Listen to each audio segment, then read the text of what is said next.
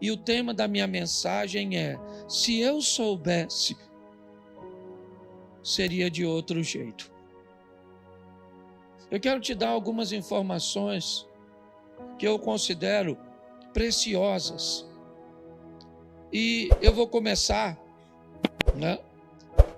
por Gênesis, capítulo 2, verso 18. São 2 conselhos que a Bíblia vai nos dar. Pode colocar aqui, isso, tá certo?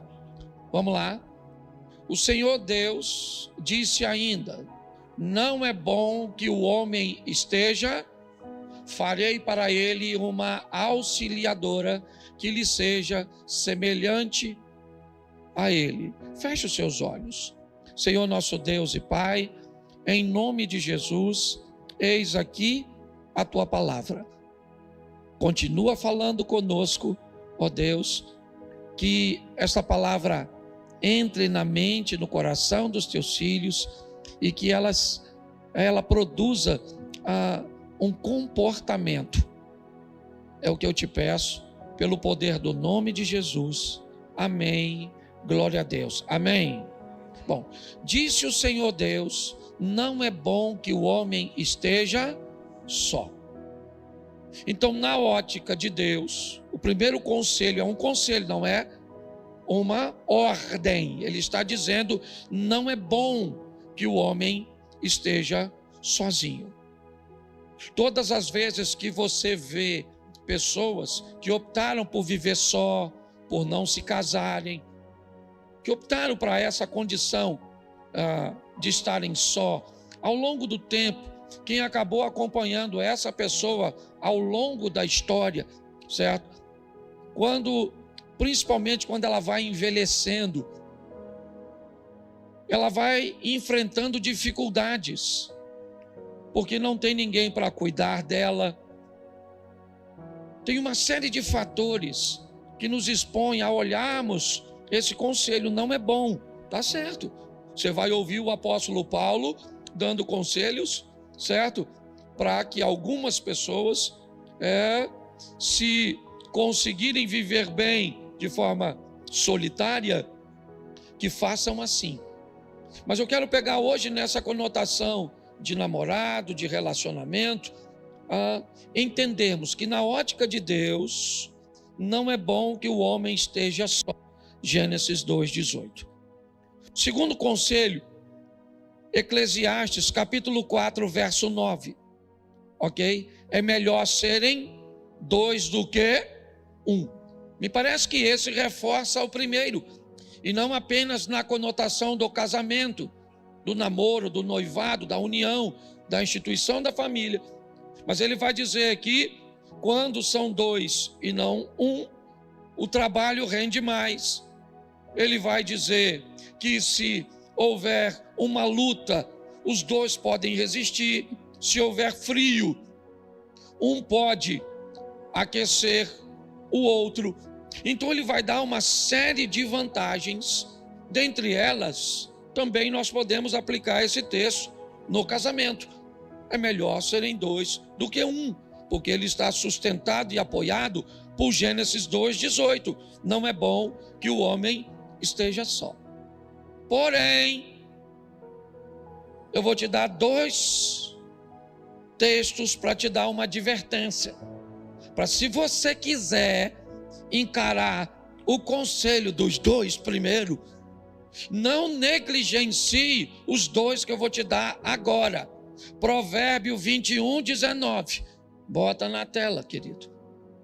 Provérbios 21:19.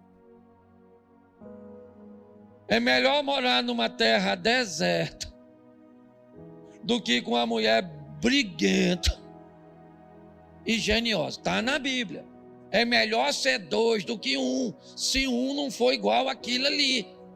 Que aí não é melhor ser 2, é melhor ser 1. Então não pegue só os 2 primeiro. Tá lá, eu vou casar, não. Dá uma peneirada. Tá certo? Vamos ampliar isso. Salmo 1, verso 1. Olha só. Salmo 1:1. Tá aí, ó. Bem-aventurado aquele que não anda segundo não se detém no caminho dos, nem se assenta à roda dos. Então, se for para estar junto com alguém, com aquele perfil ali, se detém no pecado, escarnece, certo? Anda segundo o conselho de ímpio, aí não é melhor ser dois, é melhor ser. Então, dá para você dar uma olhada nisso? Tá certo? Isso é uma advertência. É bom ser dois, sim ou não? Nós temos textos que nos inspiram a isso, mas não dá para ser dois com qualquer tipo de... Não dá para ser um com qualquer tipo de... Agora não é mais um conselho, nem uma advertência. É uma ordenância. E ela diz, Amós 3:3. Coloca aí. Amós capítulo 3, verso 3, é muito conhecido, eu poderia citar, mas eu faço questão que você leia. É uma pergunta, então leia como pergunta, está lá a interrogação. É uma pergunta. Será que dois andarão se não estiverem de? Isso pode acontecer, sim ou não? Dois podem andar juntos se não estiverem em acordo? Pode. A grande questão é, por quanto tempo eles vão conseguir andar juntos? Se for uma amizade, pode quebrar. Se for um negócio, pode dividir. Mas se for um casamento, como é que vai ser? Então a Bíblia está dizendo que para pessoas levarem essa proposta adiante do casamento, elas vão precisar de um bom acordo. E pelo tempo que o casamento vai durar, aprenda uma coisa: um acordo só não vai ser suficiente. Inevitavelmente, inúmeras vezes, nós vamos ter que pegar o acordo anterior, revisá-lo e mudar algumas cláusulas, certo? Mudar algumas questões novas que vão aparecendo, necessidades, demandas novas. Se nós não fizermos um bom acordo, nós vamos ter problemas. Vamos ter problemas se tentarmos encarar o casamento segundo a ótica 100% bíblica. Nós vamos ter problemas com isso. Vamos olhar, por exemplo, vamos imaginar aqui, né? Olhar pela ótica do judaísmo. Na ótica do judaísmo, o cara, quando queria casar com a mulher, ele pagava um dote para o pai da noiva. Segura essa aí, querido. Pensa. Se nós criássemos uma visão, só para você entender que não é o único modelo, o nosso, certo? No modelo deles, o que tem é uma promessa de casamento. Não tem namoro, noivado, como o nosso. O modelo é diferente. Você vai, por exemplo, num país muçulmano, é diferente do judeu, é diferente do nosso. Num país muçulmano, por exemplo, certo? Homens, eu não sei se você sabe disso, você vai no Egito, é proibido homem usar ouro e seda. Proibido. Você não vai ver um muçulmano com uma pulseira, com uma aliança, com um cordão de ouro. É proibido pela lei deles. Certo? Você não vai ver isso. Porém, as mulheres, as meninas que vão casar, a mãe e o pai, mas monta, pensa no negócio maneiro, de ouro, certo? Então, seria legal casar com a mulher cheia do ouro, certo? Só que isso é muçulmano. Hoje eu recebi uma ligação de um amigo muçulmano, Sami, e numa das conversas ele foi e falou comigo assim: ô, pastor Cláudio, que tal meus netos, um dos meus netos, casar com a sua neta? Vai falando para Maiara e para Mary, dando bastante ouro para Laura. Eu falei: irmão, vamos fazer o seguinte, vamos fazer um casamento judaico. Fala para seus netos juntar dinheiro para pagar um dote. Então é só para você entender, certo, que o brasileiro, ele não tem dote e não tem ouro, ele só tem desejo. é o que ele entra. O modelo é diferente. E no nosso modelo, pelo menos o mais antigo e conservador, ele seguia um padrão de namoro, noivado e casamento, que eu colocaria como observação o período do namoro. Bota o olho em cima. Segundo momento é o momento da preparação, noivado. Você já achou, você ainda não tem certeza. Você já achou que pode ser ela. Então você vai preparando, monta uma estrutura de residência, certo? Vai montando uma estrutura para fazer a festa, um enxoval, todas essas coisas, para a consumação, que é o casamento. Mas a palavra namoro me parece ser a parte mais doce do nosso relacionamento todo. Era tão bom, né, gente? Não era? Deixa eu te lembrar de coisas que tinha no namoro. Não sei se ainda tem hoje. Carinho. Tinha carinho. Passar a mãozinha assim, na barbinha dele assim, nela. Fazer assim. Aqueles carinhozinhos gostosos. Tu lembra disso? Hã? Pastor, vagamente. Certo? Atenção. O nível de atenção no namoro, rapaz, parece que o casamento deixa as pessoas surdas. Porque no namoro você falava baixinho, ela escutava. Lembra que você falava, meu amor? Aí ela estava lá na parede. Ela falava com as amigas dela, estou indo ali, que Cláudio está me chamando. Aí vinha a Mary, ouvido de tuberculosa. Escutava, hoje você grita. Não escuta mais não. Certo? Você está rindo? O nível de atenção do namoro era tão bom, né? Cuidado, lembra? Pelo amor de Deus. Se ela fosse sentar, você limpava a cadeira. Sentava até você primeiro. E limpava, se não tivesse um pano, você limpava com a sua.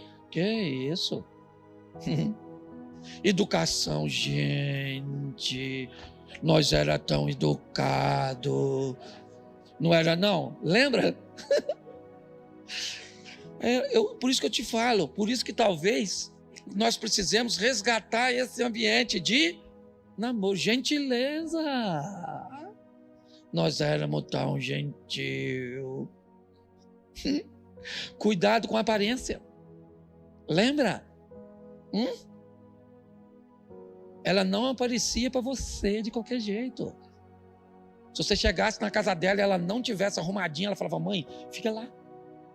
E lá ia ela. E vinha que, nossa, casou.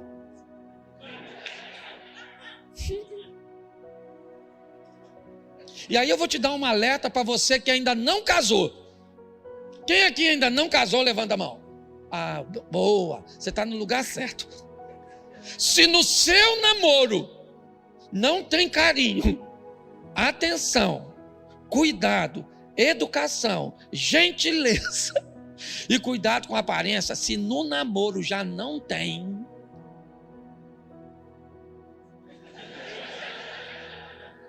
mete o pé numa linguagem, né? Sai fora. O cara já grita com você, já é grosso, sem educação, não se preocupa com você, não te oferece atenção, os amigos dele é mais importante, não tem carinho, entendeu? Ela não se arruma pra tu, vem toda bagunçada, toda esquisita.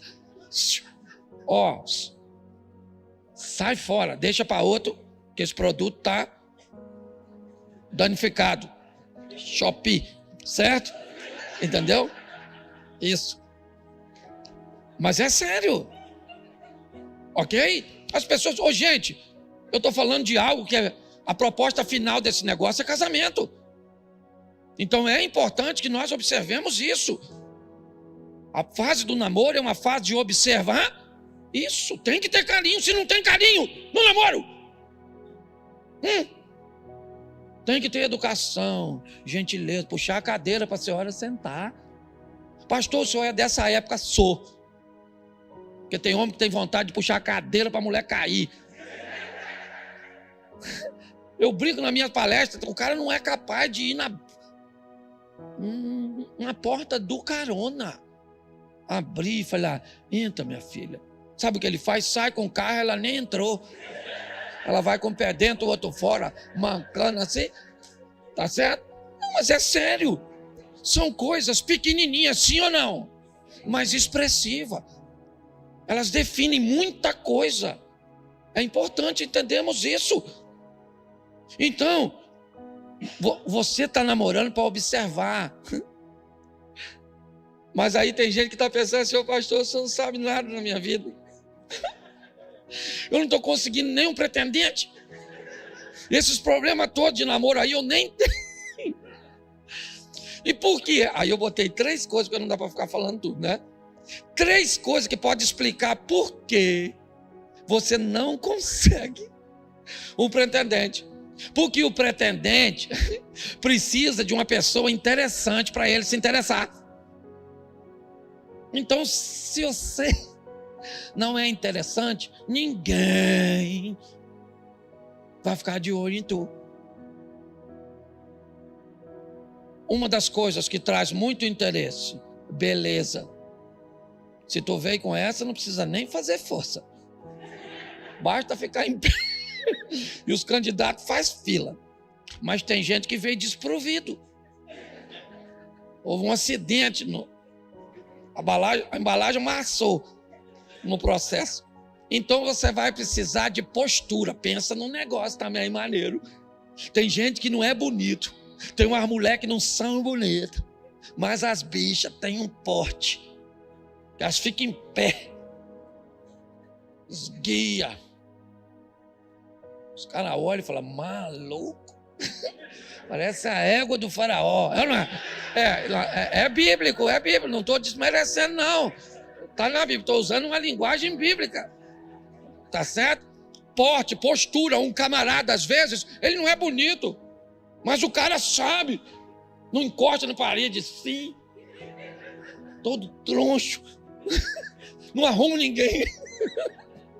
Se você arrumar, vai ser cego. Só pode. Porque postura. Entendeu? Outra coisa também que torna você altamente interessante, inteligência. Principalmente para a mulher. É fácil você ver um homem inteligente com a mulher burra. Basta que ela seja bonita. Ou gostosa.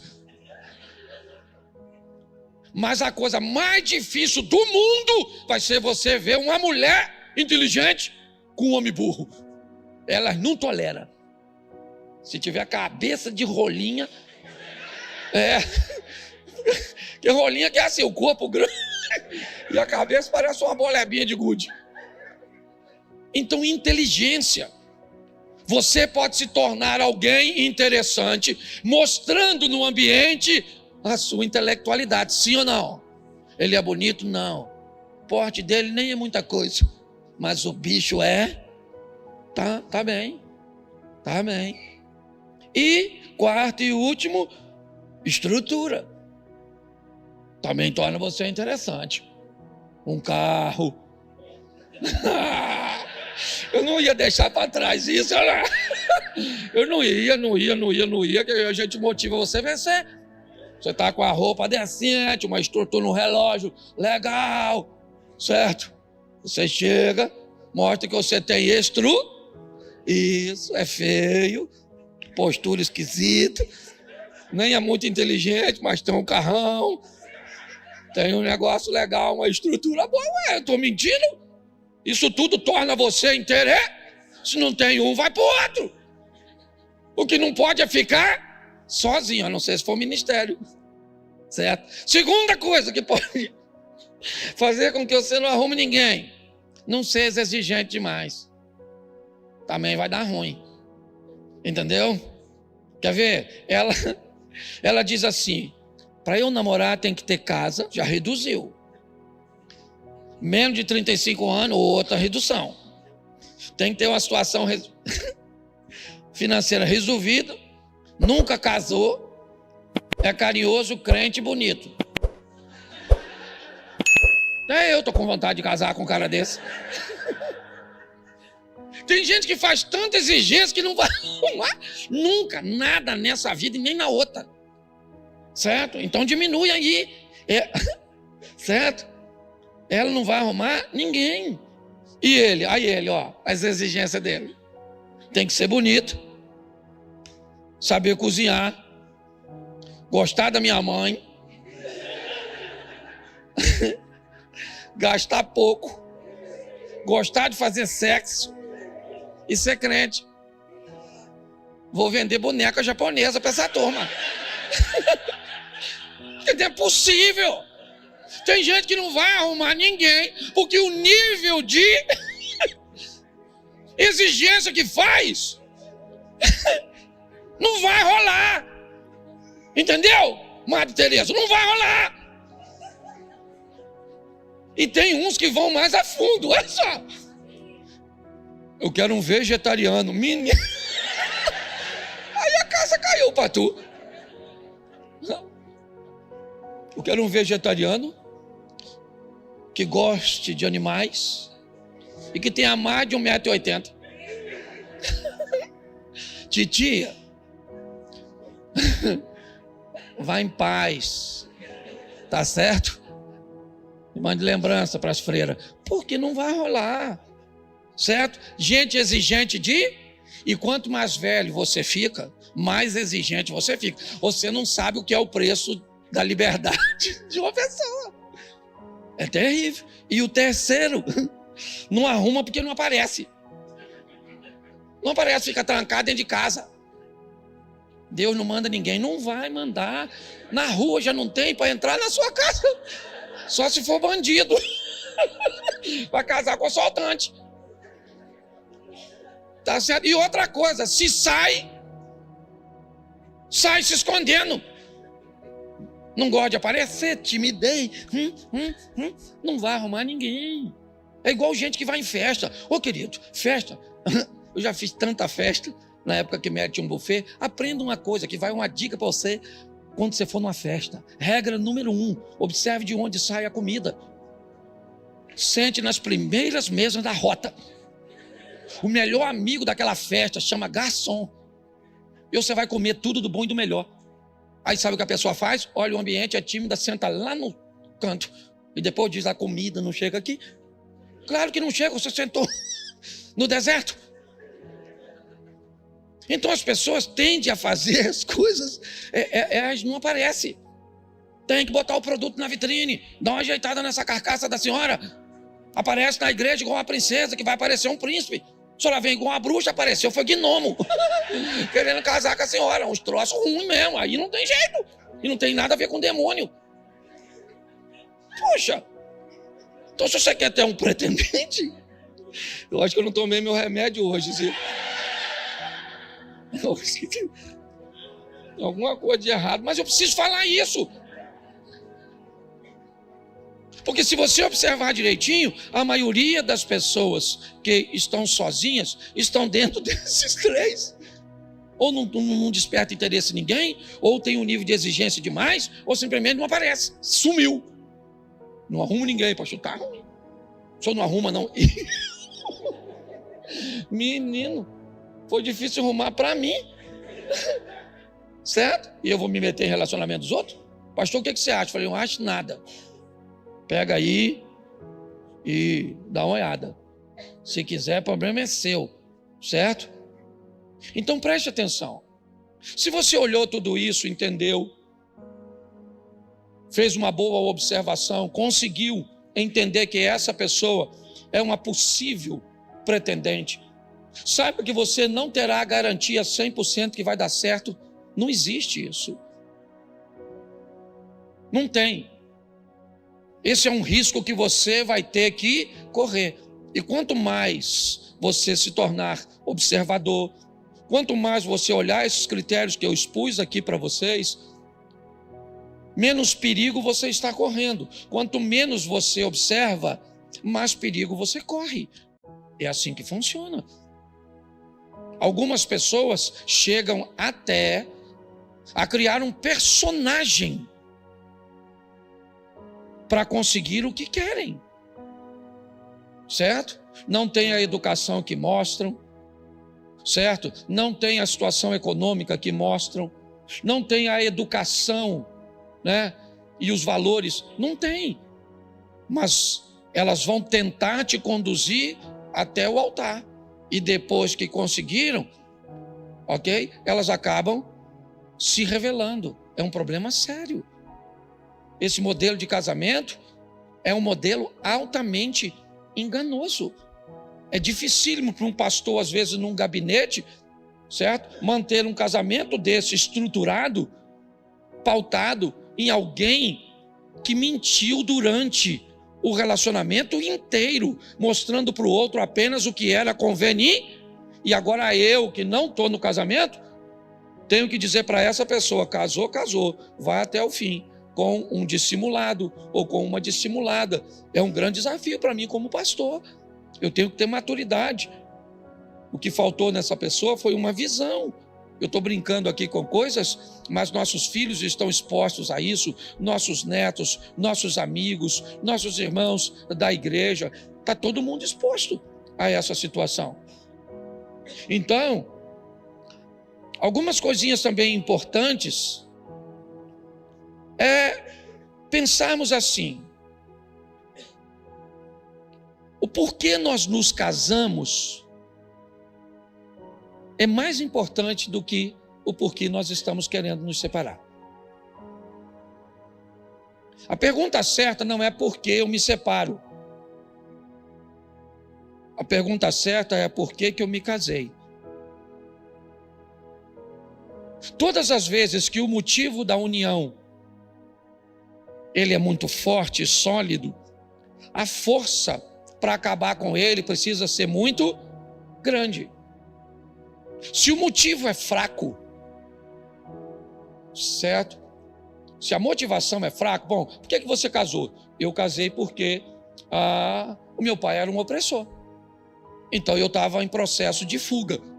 Eu estava fugindo de uma casa de um opressor. Eu estou fugindo de uma situação financeira.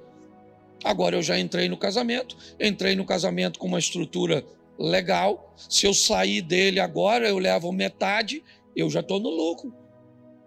Então o que é isso? Isso é um relacionamento pautado num ambiente de fuga. Então é fácil entender por que esse casamento está terminando. Não tem a ver com o problema, tem a ver com o propósito do casamento. O propósito era fraco. E pelo propósito ser fraco, a força para derrubá-lo não precisa ser forte. Basta uma visita indesejada da mãe, a perda de um emprego, um sal a mais na comida. É assim que funciona. Então, se você quer, né, se manter casado ou casar bem, primeira coisa que você deve fazer: ficar atento às afinidades, porque elas vão aproximar você de seu cônjuge. O que sobrou de afinidade entre vocês? Dependendo do tempo, ok? O desgaste vai acabando com algumas coisas. Mas quais são as nossas afinidades até hoje? O que gostamos de fazer juntos? É uma caminhada? O que gostamos de fazer juntos é ir ao cinema? O que gostamos de fazer, né, juntos é assistir um futebol? O que sobrou de nós que conseguimos fazer com uma satisfação juntos? Observe isso. Se você ainda não casou, as afinidades serão importantíssimas. E se você já é casado e tem bastante problemas, tire os olhos um pouquinho dele e vê o que sobrou, onde os dois não precisam fazer força para ir. O sorriso daquele local sairá naturalmente. A alegria irá brotar de forma espontânea, porque os dois gostam de estar naquele ambiente, fazendo aquele tipo de coisa, que pode envolver dinheiro ou não. São coisas pequeninas, certo? Que podemos fazer ou resgatar. Por quê? Porque as afinidades, elas nos aproximam. Ah, o meu casamento, pastor, estou com 20 anos, o negócio não está bom, sabe? A gente tá certo, eu entendo isso. Mas vamos lá. O que aproxima vocês? Mexe aí na memória. O que vocês gostam de fazer? Ah, nós gostamos de pescar. Beleza, vá pescar juntos. Pegue algumas tarefas que cria essa proximidade entre os dois, algo orgânico, e comece a fazer. Inevitavelmente você vai ver que o ambiente emocional, que eu nem falei da espiritualidade ainda, ok? Porque se eu não crio esse ambiente e vou para o espiritual, isso não tem como dar certo. Eu tenho que tomar algumas decisões primeiro, para depois eu entrar com o poder espiritual de resgatar, de reacender. Pode ficar sem graça. Às vezes eu termino meus eventos, na maioria das vezes, pedindo um casal só para ficar de frente para o outro, olhando o olho no olho. Se você vê a quantidade de casal que não consegue, eles não conseguem parar. Eu estou lá e ele está aqui, ó, olhando para mim. Às vezes a mulher está olhando para ele, mas ele não consegue olhar para ela. Ele está olhando para ela está olhando para mim, ou está olhando para outro lado. Então é importante nós ressaltarmos essas afinidades, olhar e descobrir.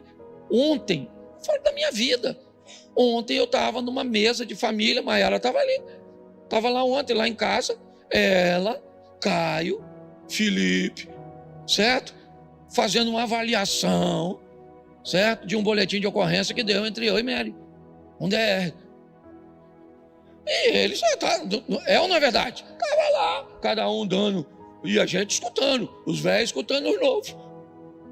Mas qual o problema? Eu não tenho vida. Certo? Eu tenho problema também, você está achando o quê? Que eu não brigo com minha mulher? Tem hora que eu não tenho vontade de esganar ela, que ela não tem me esganar? Só porque eu sou pastor? Ah, vai perturbar o outro. Achar aqui que eu... Entende? Nós temos problema assim, 32 anos juntos. E temos problema e vou continuar tendo, e louvado seja Deus pelos problemas, mas todos os problemas que enfrentamos até hoje sempre foram mais fracos do que a força que nos une e pronto, acabou o problema. Está tudo certo. Esse dia eu falei com ela, vamos parar de brigar, porque a gente não pode até o fim matar um ou outro. Então, é melhor levantar a bandeirinha. É que memória de homem é terrível, né? Cola com cuspe. Memória de mulher, meu maluco. Pensa. O cara acaba de brigar com a mulher, brigou. A mulher está lá invocada, e ele está lá. Aí ele descobre que ele está errado. Aí ele vai lá e fala, meu amor, me desculpa.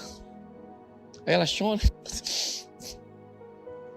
Você me diz, perdoa. Aí ela perdoa. E dá um abraço em você.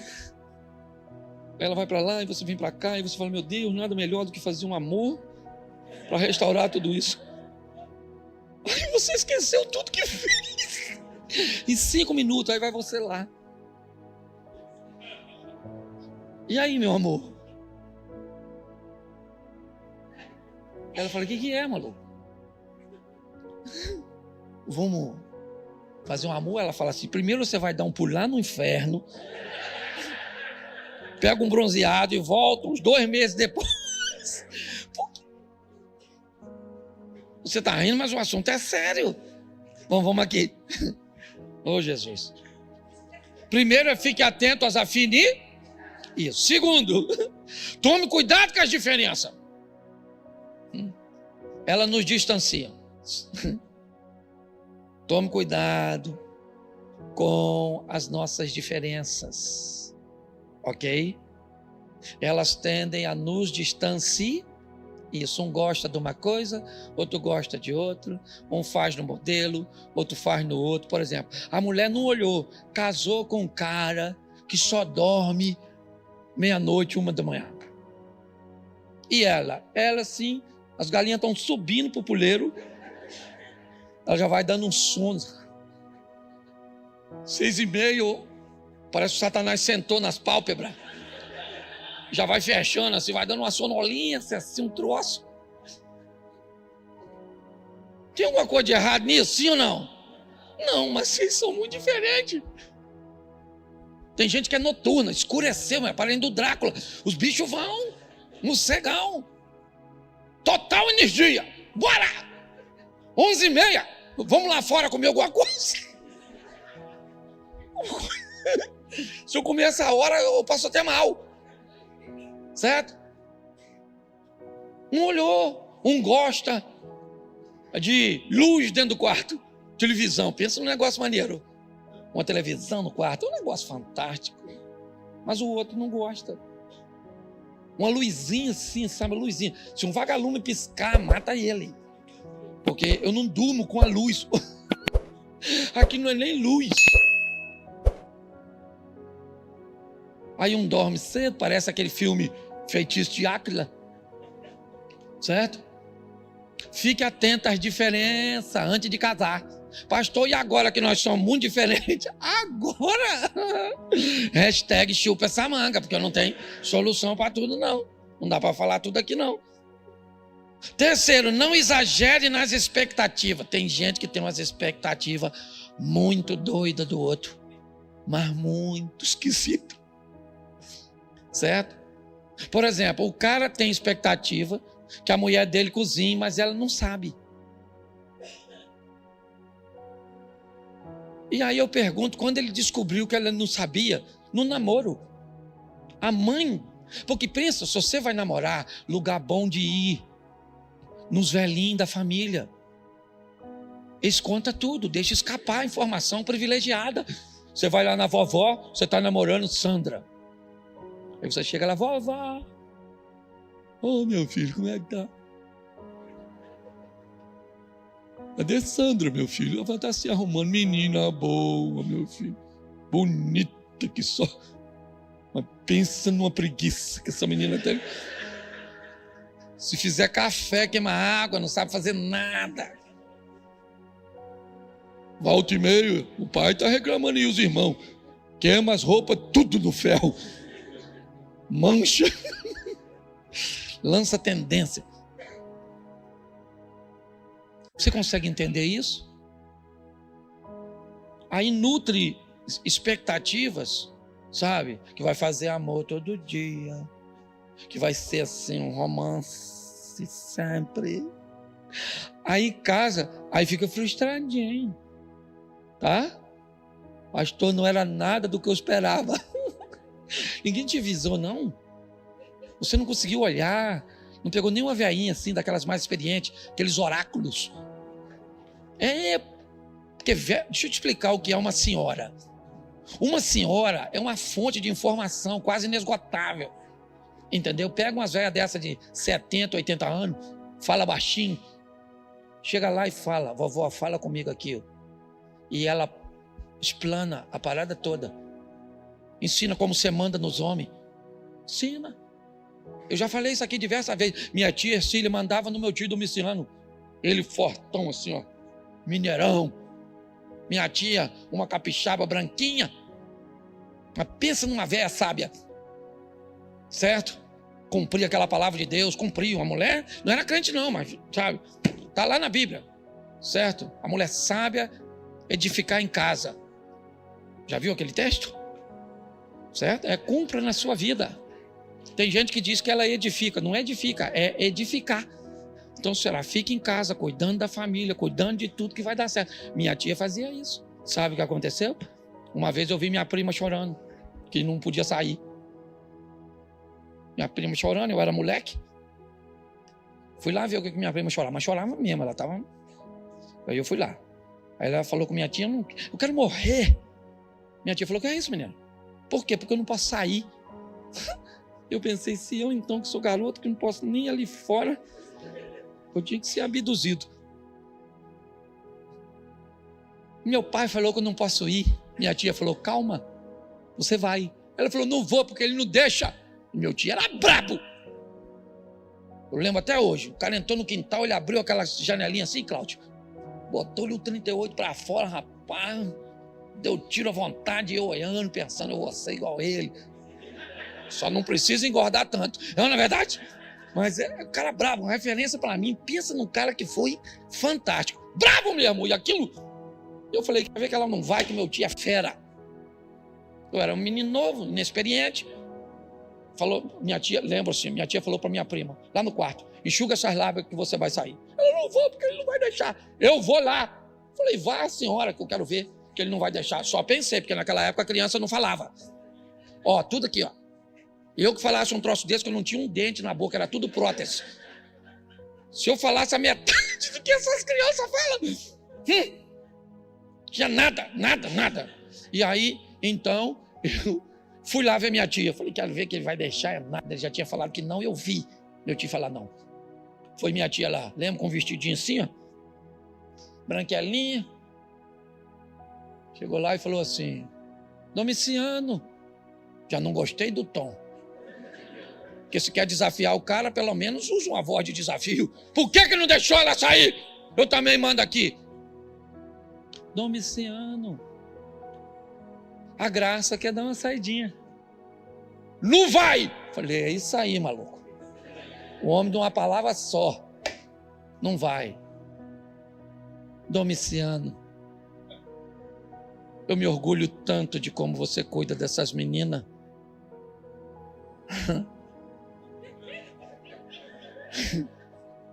Eu falei, essa maluca tá mal intencionada, essa maluca. Isso não é tom de voz para fazer isso, não. Você protege essas meninas tão bem, Domiciano. Ela me ajudou tanto hoje.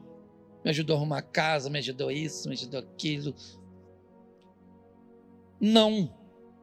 Falei, é isso aí, maluco. Domiciano, nós também já fomos jovens, lembra? Quando a gente gostava de sair, deixa ele aí. Vai onde? Falei, não, maluco, não, essa véia tá te enrolando. Isso é maquiavélica, essa véia é doida. Não vai na onda dessa véia, ela tá mandando em tu, cara, tu é macho. Eu gosto de você. Só vai ali na frente, Domiciano. Com a filha do fulano ali. Vai demorar? Não vai demorar, Domiciano. É rápido. Eu vou deixar, hein? Eu desse tamanho, falei, maluco, não é tu. É essa véia, miserável dessa véia. Malandra, otário. Acorda, otário, tu dá tiro, maluco. Tu é brabo, rapaz. Acorda. Agora, o melhor tá para vir. Minha tia saiu da presença do meu tio, deu um sorriso para ele. E foi. E eu fui atrás. Criança é terrível. Chegou lá minha prima, chorando ainda. Graça! Virou a boca para onde meu tio estava. Seu pai é um homem bom! Deixou você ir! Quando eu olhei para cá, minha prima já tinha sumido. A minha tia mandava no meu tio. Eu estou falando sério. Mandava. Sabe por quê? Porque era uma mulher sábia. O homem não quer mandar em nada. O sonho de um homem é que todos os amigos dele pensam que é ele que manda. Mas ele não precisa mandar, é só os outros saber. Então se a senhora deixa os outros saber, mas defina essas expectativas em torno disso. O quarto, selecione os ambientes onde você vai viver, as pessoas que você vai andar. Os ambientes podem fortalecer seu relacionamento e te fortalecer ou te minar, ou destruir. Não tem nada que incomode mais hoje no âmbito dos relacionamentos do que um casamento feliz, satisfatório. É algo de extremo incômodo. Por último, quer viver bem, descubra seus traumas e, se possível, os dos seus possíveis cônjuges ou dos seus cônjuges também. Porque traumas causam muita confusão. Às vezes até a pessoa que está causando o problema não tem noção que a origem daquilo é um trauma. E aí tem um comportamento agressivo, tem um comportamento ruim. Se nós entendermos isso, ok? Isso vai nos ajudar bastante. Por isso, se for procurar ajuda, procure conselhos e não palpites. Há uma diferença muito grande entre conselho e palpite. O conselho é dado por alguém que tem autoridade e condições de oferecer uma informação. Eu digo sempre isso aqui: você não pede palpite para investir seu dinheiro. Para investir seu dinheiro, você pede conselho. Tem que ser alguém habilitado no seu relacionamento também. A vitória do seu relacionamento não é estar tudo bem sempre, e sim sempre conseguir vencer o mal. Não precisa estar bem sempre. Tem dia que vai estar mal. Por isso, pessoas que vivem casadas não vivem só porque se amam. É muito pouco. Elas vivem juntas porque decidiram viver. É isso. Decidiram. A gente se ama, mas só isso não é suficiente. Nós não vamos nos separar porque decidimos que não vamos. Só que se é um relacionamento a dois, como é que vai fazer? Perdão. Se uma das partes não quiser se comprometer com essa estrutura. Esse é o grande desafio. Então, se você é casado, sai daqui e procure as afinidades. Ok? Impulsione isso, que ainda dá tempo. Se vai procurar alguém para conviver, entenda tudo isso. Estabeleça esse processo de observação, preparação e consumação. Não acelere muito, não, certo? Você vai ter exceções que vão dar certo, mas a grande maioria, elas vão ter sérios problemas durante a caminhada. Então eu acho que dá para a gente viver legal. Você que é casado, vamos embora, vamos para dentro. Entendeu? Vai estar bom sempre? Tá, não, às vezes hoje está ruim. Hoje tem uma briga. Mas ela não é suficiente para nos destruir. Porque tem alguém que governa sobre a nossa casa, acima de nós. Esse alguém é o Senhor. E Ele é poderoso para trazer perdão, quebrantamento. Então tá ruim, vai lá no travesseiro do seu marido, enquanto ele não está dormindo. Bota um óleo ungido. Clama ao Eterno. Certo? Vai lá no travesseiro da sua esposa. Não precisa ir lá na pessoa. Às vezes não está legal para ir lá. Ela não vai aceitar nem a sua oração, mediante o ambiente que as coisas tiverem. Mas vai lá no quarto do seu filho, unge a televisão, unge o smartphone, certo? Coloca o poder de Deus em ação, junto com as providências que você está tomando, né? Com a estratégia que você está utilizando para restaurar seu casamento, para conseguir alguém, dá uma ajeitada nessa carcaça, fica bonita, um sorriso, postura, certo? Vai estudar um pouquinho para ficar inteligente, dá uma ajeitada em tudo aquilo que eu te falei.